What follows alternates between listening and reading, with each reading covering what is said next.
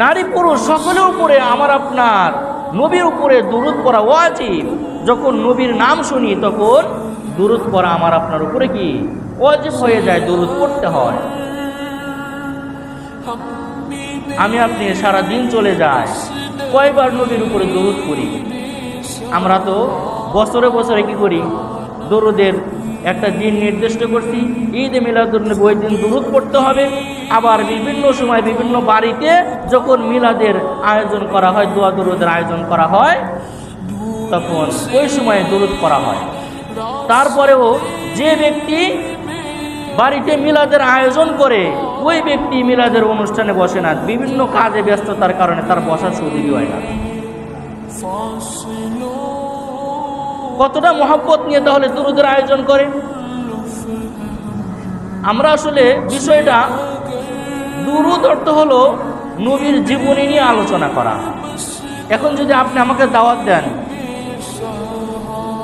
যে হুজুর আমার বাড়িতে মিলাদের আয়োজন করা হয়েছে, আপনি আমার বাড়িতে যাবেন। মিলাদ মানে হলো নবীর জীবনী নিয়ে আলোচনা করা।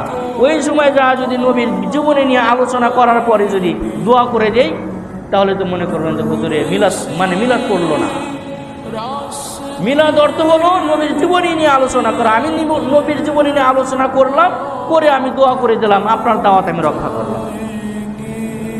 যদি আপনি আমাকে বলেন যে হুজুর দুরুদের আয়োজন করা হয়েছে, আপনি আমার বাড়িতে গিয়ে দুরুদ শরীফ পড়ে একটু দোয়া করে দেবেন, এরকমভাবে কেউ দাওয়াত দেয়? কি বলে? মিলাদের আয়োজন করা হয়েছে। আর ওই মিলাদের আয়োজনে গিয়ে যদি দুরুদ শরীফ না পড়া হয়, আপনি আমাকে যে বিষয়ে দাওয়াত দিলেন ওটাই আমি করলাম, তারপরে আপনি কি মন খারাপ করেন? এই জন্য দাওয়াতের সময়ও বিষয়টা খেয়াল রাখা যে আমি যখন কোনো হুজুরকে দাওয়াত দেব, আমার বাড়িতে দোয়ার আয়োজন করব, তখন এভাবে দাওয়াত দেওয়া যে হুজুর আমার বাড়িতে দুরুদ মাহফিলের আয়োজন করা হয়েছে, আপনি থাকেন। তাহলে সেখানে গিয়ে দুরুদ পড়ে দরুদ পড়ে তারপরে কি করা হবে? দোয়া করা হবে। আর যদি বলেন যে হুজুর মিলাদের আয়োজন করা হয়েছে, তাহলে ওইখানে গিয়ে যদি হুজুরের রাসূলুল্লাহ সাল্লাল্লাহু আলাইহি ওয়াসাল্লামের জীবনী নিয়ে আলোচনা করে দোয়া করে দেওয়া হয়, তাহলে তো আপনার মন করবো না। হুজুরকে দাওয়াত দিলাম কি বিষয় আর হুজুর করলো?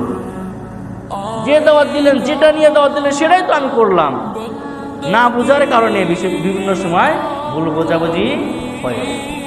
তো যাই হোক, আমি আপনি এমন নবীর উম্মত হতে পেরেছি যে নবীকে কেন্দ্র করে আল্লাহ তাআলা দুনিয়াটাকে এত সুন্দর করে সাজিয়েছেন। সেই নবীর উপরে আমার আপনার ঈমানি দায়িত্ব হলো প্রতিদিন সেই নবীর উপরে দরুদ শরীফ পাঠ করা। হাঁটতে চলতে ফিরতে আপনি নবীর উপরে দরুদ পড়বেন। নবীর উপরে দরুদ পড়লে আপনার জীবনের সর্বপ্রকার সফলতা আল্লাহ তাআলা এনে দিবেন।